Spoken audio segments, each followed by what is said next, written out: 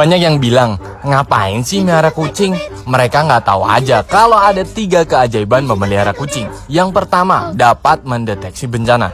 Sebab bantalan kaki kucing punya kepekaan yang mendalam terhadap resiko bahaya yang datang dari bawah. Nah, ini nih yang penting.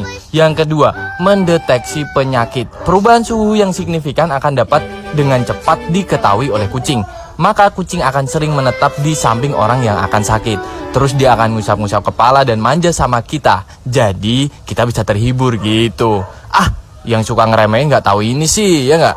Yang ketiga, mengusir roh jahat. Jadi dengan merawat kucing, maka jin jahat, jin fasik, makhluk gaib jahat akan terusir oleh karunia kucing. Gokil nggak?